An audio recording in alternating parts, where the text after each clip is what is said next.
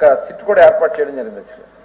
ఈ సిట్ ద్వారా మధ్యలో జరిగినటువంటి ఏదైతే కేసు కింద అని చెప్పి కలెక్ట్ చేశారనేది కొంత ఇన్ఫర్మేషన్ కొంత తెలియటం వల్ల సిట్ వేసిన జరిగింది అధ్యక్ష. సిట్ వేసిన సాయంత్రానికి తాడేపల్లి ప్యాలెస్ లో మొత్తం తగలబెట్టేశారు అధ్యక్ష. ఫైల్స్ అన్ని కూడా తగలబెట్టేశారు అధ్యక్ష. అంటే ఇందులో ఎంతమంది ఇన్వాల్వ్ అయ్యారు, ఎంత పెద్దలు ఇన్వాల్వ్ అయ్యారన్నారు దానికి ఇదే ఒక నిదర్శనం అధ్యక్ష.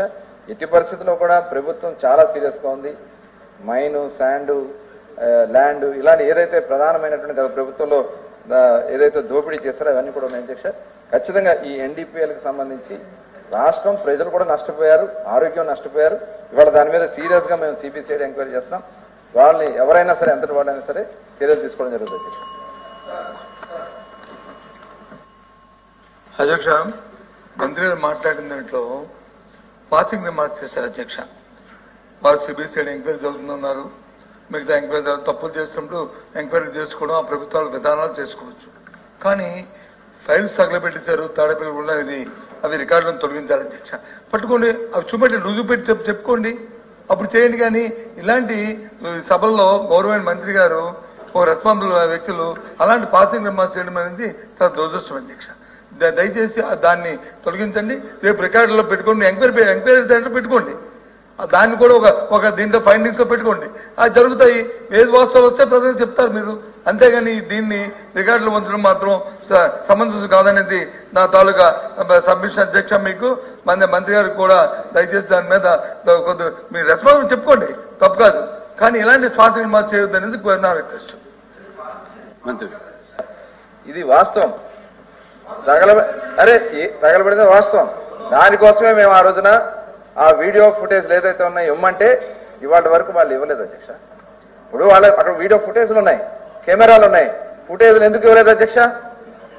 ఇవాళ దాని మీద ఖచ్చితంగా ప్రభుత్వం నిర్ణయం తీసుకుంటుంది అధ్యక్ష. ఏది ఏమైనా ప్రభుత్వం ఇది కంటిన్యూ ప్రాసెస్. మీకు అధికారం ఉంది, మీరు ఎంక్వైరీ చేయొచ్చు, అధికారులు మీ మనుషులే చేయొచ్చు, వాస్తవాలు బయటపెట్టండి. అంతేగాని మీరు వచ్చి సీసీ ఫుటేజ్ ఇవ్వలేదు, ఇది ఇవ్వలేదు. ఏ సీసీ ఫుటేజ్ ఎవరింటి సీసీ ఫుటేజ్ ఎవరు ఇస్తారు అధ్యక్ష? ఎవరింట్లో మా ఇంట్లో జరుగుతున్న కార్యక్రమం సీసీ ఫుటేజ్ ఇమ్మంటే ఇస్తామా? అక్కడ ఏదైనా జరిగితే ఆ జరిగిన దాన్ని నిరూపిస్తే అప్పుడు అడిగితే అప్పుడు ఇస్తారు తప్పకుండా అధ్యక్ష. ఆలోచన చేయండి. అంటే ఏమిటిది మాట్లాడింది? దయచేసి అది కాదు. దయచేసి నా తాలూకా రీతింటే మీ రికార్డులో మొత్తం దాన్ని మాత్రం తొలగించాలని మా తాలూకా మా పార్టీ తరఫున మేము కోరుతున్నాం. బాధ్యతాయుతంగా మాట్లాడవలసినటువంటి అవసరం ఉంటుంది. బాధ్యత రహితంగా ఎవరం కూడా మాట్లాడకూడదు అధ్యక్ష. ఈ రాష్ట్రంలో కానీ దేశంలో కానీ ఎక్కడైనా సరే ఒక ఇన్సిడెంట్ జరిగితే, దొంగతనం జరిగినా, ఫైర్ యాక్సిడెంట్ జరిగినా, లేకపోతే ఒకరికొకరు పొడుచుకొని మర్డర్ చేసినా సరే ఫస్ట్ హ్యాండ్ ఇన్ఫర్మేషన్ ఏంటంటే అక్కడ ఉన్నటువంటి పబ్లిక్ సమాచారం ఇస్తారు. ఒకవేళ లేకపోతే సీసీ కెమెరాలు ప్రభుత్వం పెడితే ప్రభుత్వం సీసీ కెమెరాలను తీసుకుంటారు. ఒకవేళ ప్రభుత్వం దగ్గర అది లేకపోతే అక్కడ ఉన్నటువంటి షాపింగ్ కాంప్లెక్స్ అయితే షాపింగ్ కాంప్లెక్స్, రెసిడెన్షియల్ కాంప్లెక్స్ అయితే రెసిడెన్షియల్ కాంప్లెక్స్, ఒకవేళ సొంత హౌస్ ఉంటే ఇప్పుడు సీసీ కెమెరాలు లేనటువంటి హౌసులు లేవు, షాపింగ్ కాంప్లెక్స్లు లేవు, అన్ని దగ్గరలో సీసీ కెమెరాలు పెట్టారు అధ్యక్ష. ఆ రోజు ఫైళ్లు తగలబడ్డాయి. వెంటనే ప్రభుత్వం అప్రమత్తమై అక్కడికి వెళ్లి ప్రభుత్వ సీసీ కెమెరాలు ఏవి ఉన్నాయో చూసి మొత్తం వెరిఫై చేశారు. అక్కడ ఉన్నటువంటి సీసీ కెమెరాల్లో కొంత సమాచారమే వచ్చింది. ఆ సీసీ కెమెరాల్లో అక్కడ ఎవరైతే హౌస్ ఉందో హౌస్ నుంచి బయటకు వచ్చి ఇది జరిగినట్టుగా కొంత ఆధారం కనిపించింది. అలాగని చెప్పి మేము విమర్శ చేయలేదు. మా ఆఫీసర్స్ ఒక లేఖ రాసి మా దగ్గర కొంతే సమాచారం ఉంది, మీ దగ్గర కూడా సీసీ కెమెరాలు ఉన్నాయి, మీ దగ్గర ఉన్న ఇన్ఫర్మేషన్ మాకు ఇవ్వండి అని 3-4 సార్లు అడిగితే బాధ్యత కలిగినటువంటి వ్యక్తులైతే కనీసం ఇన్సిడెంట్ జరిగినప్పుడు అక్కడ ఏం జరిగిందో బయటికి చెప్పాలని ఆలోచన ఉన్నటువంటి వ్యక్తులైతే ఇగో మా దగ్గర కూడా ఈ సమాచారం ఉంది, దీన్ని కూడా మీరు తీసుకొని 2 క్లబ్స్ చేసి ఎవడు తప్పు చేశాడో వాడిని శిక్షించండి అని చెప్పాలి అధ్యక్ష. కానీ బాధ్యత రాహిత్యంగా ఇవ్వకుండా మళ్ళీ ఎదురుదాడి అధ్యక్ష.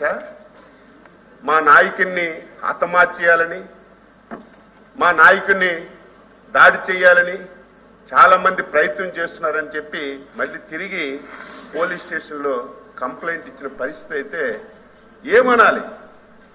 అందుకే మేము స్పష్టంగా ఆరోపణ చేశాం. ఆ రోజు ఏవైతే లిక్కర్కు సంబంధించినటువంటి ఫైల్స్ అన్ని కూడా అక్కడ తీసుకొచ్చి తగలబెట్టారని చేశాం.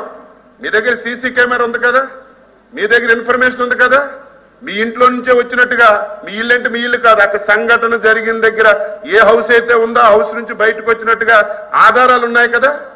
మీరు అది బయట పెట్టి నిరూపించవలసింది పోయి మళ్ళీ ఎదురుదాడి అధ్యక్ష.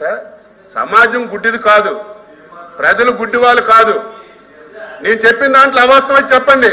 ఒక షాపింగ్ కాంప్లెక్స్ దగ్గర యాక్సిడెంట్ అయితే ఫైర్ది, ఆ షాపింగ్ కాంప్లెక్స్ లోకి వెళ్ళి సీసీ ఫుటేజ్ తీసుకుంటలేదు అధ్యక్ష. చెప్పండి. ఇది ఎక్కడైనా దేశంలో అన్ని దగ్గర జరుగుతుంది, ప్రపంచంలో జరుగుతుంది. ఇప్పుడు ప్రభుత్వాలు ఏం చేశాయి? ప్రైవేట్ అయినా సొంతమైనా గవర్నమెంట్దైనా కంపల్సరీగా సీసీ కెమెరాలు పెట్టాలని ఒక నిర్ణయం తీసుకొని సీసీ కెమెరాలు పెట్టిస్తుంటే ఇది రూలుకు వ్యతిరేకం, సభలో తప్పు మాట్లాడుతుంది. స్టాండ్ అయ్యాం. పాలసీ వల్ల, ఆ మద్యం విధానం వల్ల ప్రభుత్వ దుకాణాల్లోనేమో ప్రభుత్వ షాపులు పెట్టారు అధ్యక్ష. ప్రభుత్వ దుకాణాల్లోనేమో ఇటువంటి బ్రాండ్స్ కూడా లేనటువంటి పరిస్థితి. వాళ్ళు సొంత బ్రాండ్స్ ని తయారు చేసుకుని వాటిని అవైలబుల్ చేయటం వల్ల ప్రజలకి ఈ నాన్ డ్యూటీ పెయిడ్ లిక్కర్ తెచ్చుకునే దానికోసం, అలాగే ఆనాడు పెంచినటువంటి రేట్లు 150% రేట్లు పెంచేశారు అధ్యక్ష. వాటి వల్ల ప్రజలందరూ కూడా మరి పక్క రాష్ట్రాల నుంచి దాన్ని తెచ్చుకుని తక్కువ రేటుకి తెచ్చుకుని రాష్ట్రానికి రావాల్సిన ఆదాయం పోయింది అధ్యక్ష. బార్డర్ డిస్ట్రిక్ట్స్ లో మనం చూసుకున్నట్టు అధ్యక్ష, దాదాపు మనకి చాలా ప్రాంతాల్లో మనకి ఈ నాన్ డ్యూటీ పెయిడ్ లిక్కర్ విచ్చలవిడిగా వచ్చేసింది అధ్యక్ష. ఆ రోజున ఆనాడు సత్యసాయి జిల్లాలో 68%, అంటే ఇప్పుడు మనం తీసుకున్నటువంటి కొత్త పాలసీ వల్ల 68% ఇంక్రీజ్ అయింది అధ్యక్ష.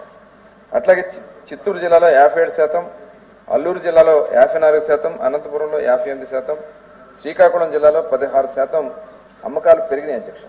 కేవలం ఆనాడు ఆ ప్రభుత్వం తీసుకున్నటువంటి విధానాల వల్ల వాళ్ళు నష్టపోయారు. ఇవాళ తెలంగాణ బార్డర్ డిస్ట్రిక్ట్స్ లో 30% వాళ్ళు తగ్గింది అధ్యక్ష. సేల్ ఓవరాల్ గా చూస్తే -3% లో ఉంటే కేవలం ఈ బార్డర్ డిస్ట్రిక్ట్స్ లో -30% లో వాళ్ళు ఉండడం జరిగింది అధ్యక్ష. గవర్నమెంట్ పెద్దలు అశోక్ బాబు గారు అడిగింది కేసుల గురించి అడిగారు అధ్యక్ష. తప్పకుండా ఈ కేసులన్నీ కూడా ఏ స్టేజెస్ లో ఉన్నాయో అవన్నీ కూడా పరిశీలన చేసి దాన్ని ఎలా మనం సత్వరమే వాళ్ళ మీద యాక్షన్ తీసుకునే విధంగా కార్యక్రమాలు చేస్తాం. దాంతోపాటు సిబిసిఐడి ఎంక్వైరీ కూడా వేయడం జరిగింది అధ్యక్ష. ఎందుకంటే డిస్టరీస్ లో జరిగినటువంటి ఆనాడు మరి ఏ పరిస్థితుల్లో వాళ్ళు కొంతమందిని బలవంతంగా లాక్కుని పనికిరాని బ్రాండ్స్ అధ్యక్ష 29 బ్రాండ్లు మనం వచ్చాక రద్దు చేశాం. ఇవాళ మొత్తం 350 బ్రాండ్స్ దగ్గర 300 పైన బ్రాండ్స్ ఇవాళ రాష్ట్రం అవైలబిలిటీ చేయగలిగాం. ఇవాళ ఈ క్యాష్ పేమెంట్స్ కూడా గతంలో ఎవరైనా వెళ్ళి మేము డిజిటల్ పేమెంట్ చేస్తామంటే లేదు క్యాష్ ఇవ్వండి అని చెప్పి వసూలు చేసుకున్నారు. దాదాపు 99,000 కోట్ల రూపాయలు ఓన్లీ క్యాష్ జరిగిందనేది మరి దాని మీద కూడా ఇప్పుడు సిబిసిఐడి ఎంక్వైరీ కూడా జరుగుతుంది అధ్యక్ష. అదే కాకుండా మొన్న